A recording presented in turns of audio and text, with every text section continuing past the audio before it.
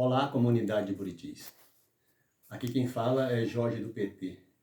Ou, como eu costumo dizer, o que sobrou de mim depois da injusta cadeia que eu paguei, condenado em sentenças tendenciosas, produzida pelo juiz Dalmo, numa vingança pessoal que ele orquestrou contra mim. É sobre isso que eu quero falar a vocês. Eu até agora não fui ouvido pela justiça, ou pelo menos não acataram os meus argumentos, os argumentos da defesa, que levaram às condenações, dos processos que levaram às condenações. Meu último recurso está no Supremo Tribunal Federal. O ministro relator é o Edson Fachin. E eu espero, tenho ainda um fio de esperança, que a justiça brasileira corrija essa vergonhosa situação. É sobre isso que eu quero falar a vocês. Já que eu não fui ouvido pelo judiciário e que não acataram os argumentos de minha defesa até agora, e digo a vocês que os processos nos quais me condenaram, todos eles têm provas que levam à minha inocência. Maldosamente e de forma tendenciosa, não levaram em consideração as provas encostadas nos processos. Se tivesse levado em consideração, eu teria sido absolvido daquelas acusações. Bom, quero falar um pouco sobre isso, porque me interessa muito esclarecer a sociedade como um todo os motivos das condenações e da minha prisão, consequentemente. O primeiro processo referente a isso, ele versa sobre furto. Que furto é esse que supostamente eu pratiquei? Em 2003, o Movimento Sem Terra ocupou a agência do Banco do Brasil em nossa cidade. Ficou 3 dias ocupada por 300 pessoas. E ao desocupar, o gerente alegou o sumiço de um grampeador de papel. Eu não vi esse grampeador, mas eu fui condenado pelo suposto sumiço desse grampeador a quase 8 anos de detenção. O segundo processo versa também sobre a ocupação da agência do banco, só que dessa feita no ano seguinte, em 2004.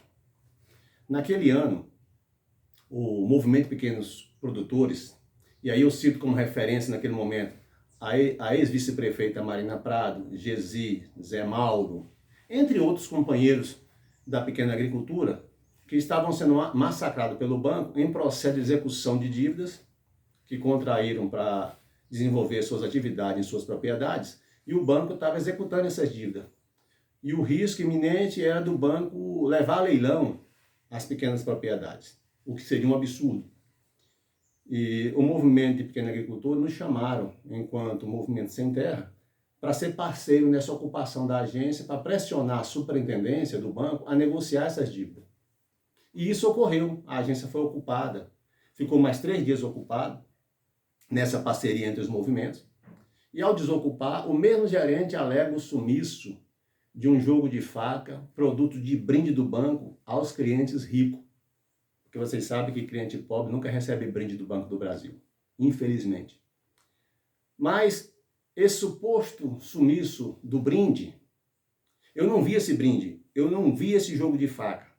Mas imagino que é um joguinho de faca do cabinho amarelo escrito Banco do Brasil, porque é uma propaganda do banco.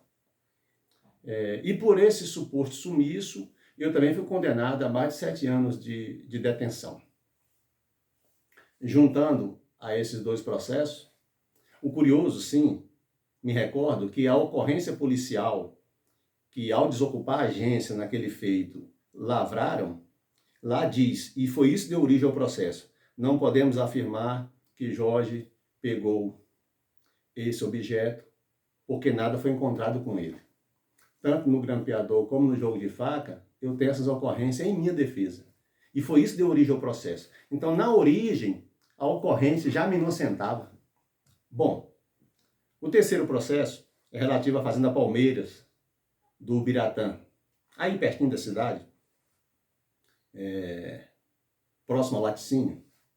Ela foi ocupada por um grupo de sem terra e que depois de instalado o acampamento necessitaram gradear uns 10 hectares de terra para plantar uma roça. Naquele ano, eu não me recordo bem o ano, mas o prefeito era José Vicente. Ele concedeu um trator da prefeitura, mas não tinha grade aradora.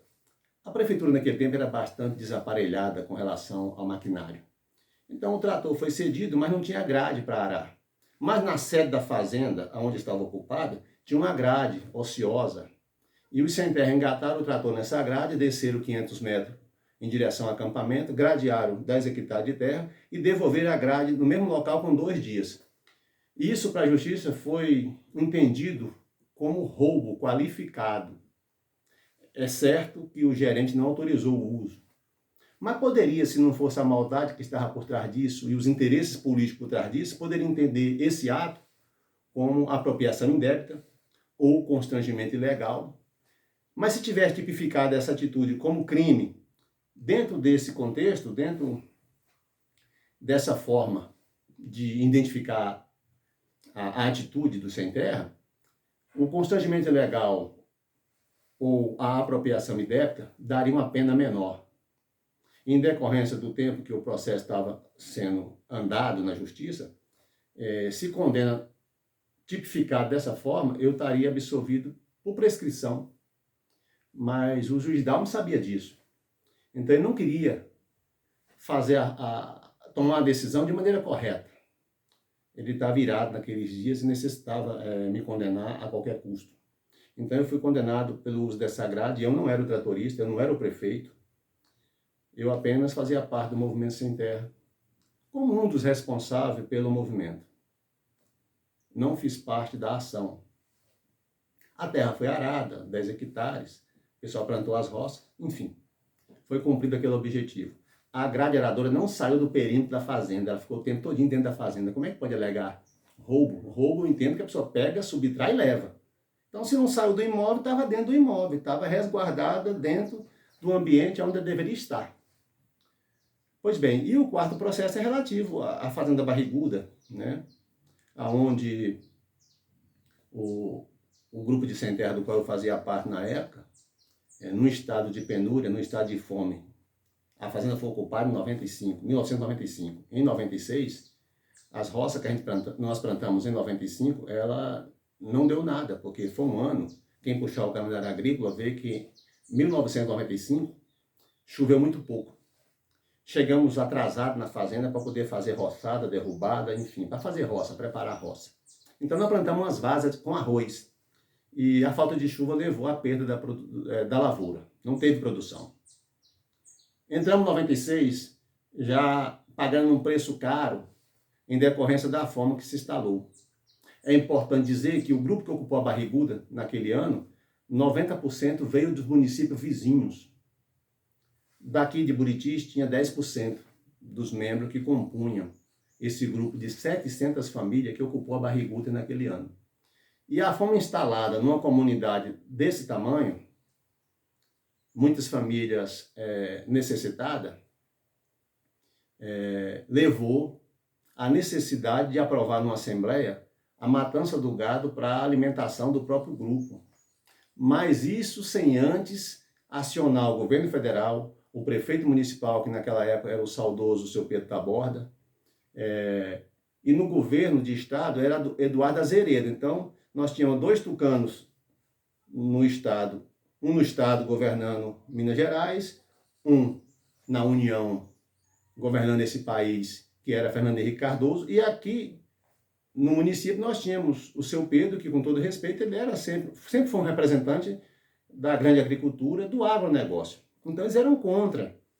Ele era contra a ocupação da Fazenda Barriguda e queria ver aqui desocupado de qualquer maneira. Os governos, os 3 unidos, apostaram que pela fome venceria os sem terra e eles abandonariam a Barriguda por não suportar viver aqueles dias sem alimentação. O prazo foi dado para os governos resolver aquilo. Foi 3 dias após a Assembleia para que chegasse algum socorro alimentício dentro da Barriguda. Não chegou, o pessoal começou a fazer a matança do gado de maneira organizada, a cada período, 10, 15, 13, enfim, variava. Fechava no curral central da fazenda, selecionava os melhores e abatiam. A polícia militar ficava com a viatura parada a 400 metros, aguardando terminar a matança, o abate, para depois vir contar quantos de cada vez, para não errar na ocorrência. A imprensa, Correio Brasiliense, Jornal de Brasília, Revista Isto É, Época, Veja, todos esses veículos de comunicação noticiavam esse feito. Então isso, as imagens disso estão no processo que eu respondi. Pois bem,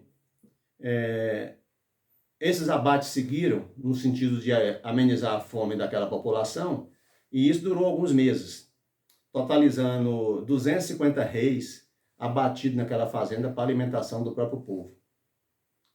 Após um período, o Joaquim Carneiro Valadares, que era proprietário, retirou o gado que tinha lá.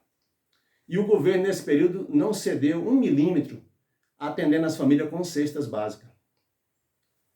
É importante dizer que ninguém pratica um ato desse apenas por praticar, tem que haver. Ainda mais quando é no movimento sem terra, que é um movimento sério que luta por um objetivo específico, a terra.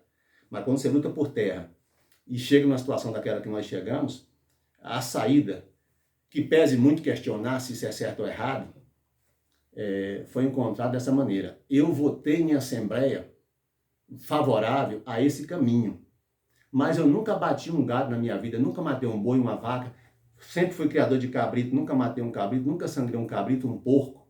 Eu mal mato um frango, mas eu fui condenado nesse processo, também há quase 8 anos, alegando roubo qualificado.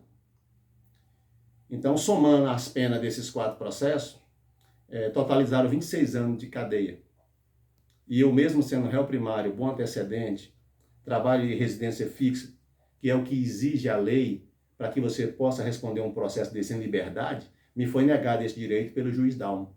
Ele sentenciou e já soltou os mandados de prisão para que eu fosse encarcerado. É claro que, temendo esse desfecho, assim que ele sentenciou, eu me resguardei. Que eles chamam de foragido, né? Acho que foragido assenta mais para quem é bandido, para quem é do crime. E não discrimina essas pessoas, porque eu vi que na justiça brasileira existe muito mais perigoso do que os chamados bandidos. Os bandidos pobres que estão abarrotando as cadeias nesse processo de massificação das prisões em massa. Bom, eu concluo essa fase dizendo, eu fui vítima da criminalização da luta do sem terra, era preciso punir alguém, mas eu tenho consciência, e muitos companheiros meus têm consciência, que não é por causa do grampeador que disse que sumiu, não é por causa do joguinho de faca, produto de brinde, que supostamente sumiu na ocupação da agência. Não é porque usaram a grade do Ubiratã e devolveram que eu fui condenado, não é por esse motivo.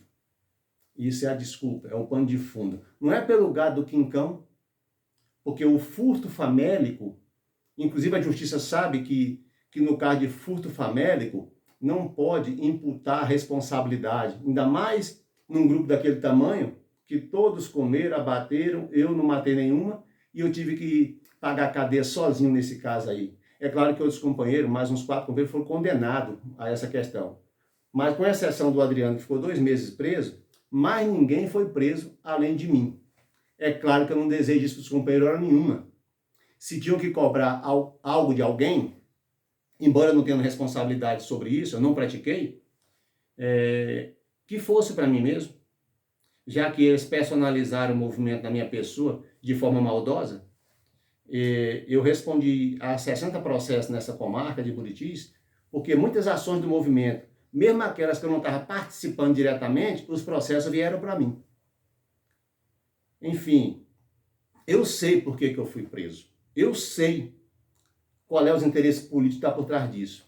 E quero finalizar dizendo, primeiro porque eu vinha crescendo politicamente, eu vinha num crescente político, tinha sido o vereador mais votado de Buritis na eleição de 2008, disputei a eleição de prefeito em 2012, num projeto de disputar mais umas 2 ou 3 eleições, e a gente sabia que em 2012 eu não seria eleito, mas que a gente ia testar o prestígio acumulado, e eu tive 20% dos votos em 2012. Isso é fantástico com relação a resultado, porque disputar uma eleição contra 2 grupos que polarizam a política de Buritis, só o PT, e ter 20% dos votos, foi um resultado fantástico. Em 16 eu já ia disputar de novo em 16. na expectativa que a gente crescesse 1.000 votos, 1.500 votos. Ainda talvez não ganhasse as eleições em 16. Mas quando fosse em 20, o PT disputaria de forma igual com o grupo do Kenny e com o grupo do João. Mas eu já fui tirado, a partir de 2012, quando saiu o resultado, já iniciou-se esse processo de cuidado para que a gente não seguisse esse rumo. E já no início de 14 eu fui condenado. E em 16 fui preso. Não disputei a eleição de 16, não disputei a de 20. Então eu sei o real motivo que a elite ruralista e a elite política de Buritis arrumaram essa desculpa para me tirar desse jogo e também punir por algo que eles achavam que eu era responsável sozinho e teria que pagar, pela ocupação da Barriguda, de nós termos ganhado aquele processo da família Valadares, do seu Quincão, e ter feito um assentamento naquela fazenda. Eles estavam mal satisfeitos com a ocupação da fazenda Córrego da Ponte do ex-presidente FHC, que eu ajudei a ocupar aquela área. Respondemos lá, processo acusado de 5 crimes, foi absolvido neles. Enfim, tem ocupações históricas nessa região que a elite não aceita. Nunca aceitaram, mas ocorreu. A fazenda Passo dos Bois Iruana é uma delas, que era de propriedade de um cidadão influente, Rogério Loures, que é irmão do Homem da Mala, da época do governo Temer, vocês vão lembrar. O Rodrigo Rocha Loures é irmão do Rogério Loures, do qual nós ocupamos a fazenda Passo dos Bois Iruana, e ela virou assentamento.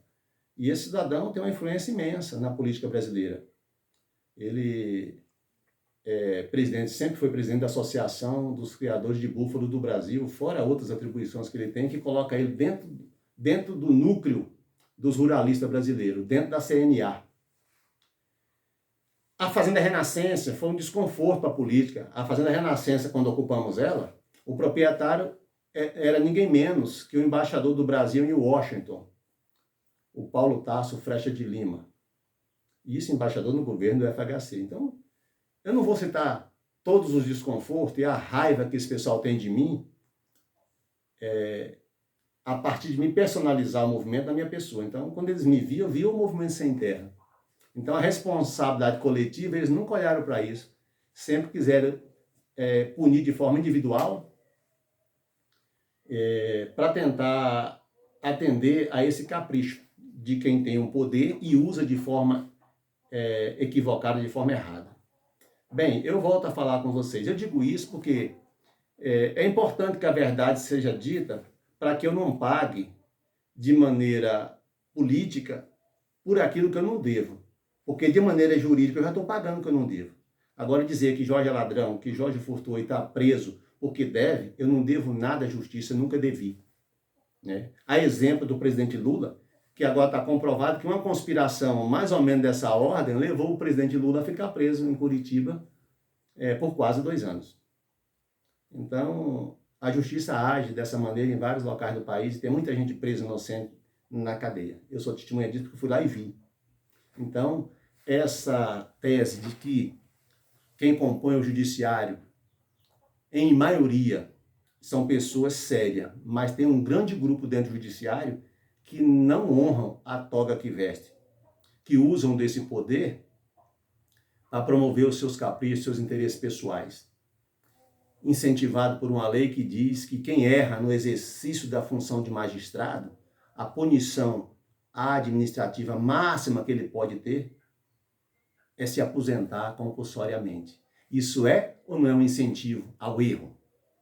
O Dalmo, comprovado o erro, e nós vamos comprovar isso à frente, quando a gente comprovar, ele vai se aposentar novo, vai para uma casa de praia e vai viver ganhando um salário alto do erário público. Isso é justo? Essa lei precisa mudar ou não? Isso é um incentivo a errar. Qualquer juiz irresponsável que queira se aposentar, ele vai atuar de forma leviana, buscando esse benefício. Isso é um absurdo maior que eu já vi na lei brasileira. Bom, eu encerro aqui, espero que quem tiver seriedade, eu sei que a maioria do povo de Buritis é sério. Pessoas da política de Buritis tem gente séria, que os sérios digam a verdade sobre o que aconteceu comigo, que não fique me condenando numa condenação extra, jogando para a sociedade, para o povo, de que eu errei. Então esse foi meu erro. O meu erro foi lutar para quebrar essa situação de dominação que tinha dos grandes ruralistas em detrimento ao povo pobre que necessitava de dia de trabalho para poder sobreviver. Hoje muita gente está liberta, está nos assentamentos, não depende mais de estar ganhando um quilo de tocinho, uma rapadura para poder trabalhar uma diária na foice, no machado, enfim. Bom, eu volto a falar com vocês em breve, viu? Um abraço a todos, estou de volta e não redei 1 milímetro da minha responsabilidade de conduzir uma luta social que busque melhorar a condição de vida do povo do nosso município. Um abraço a todos.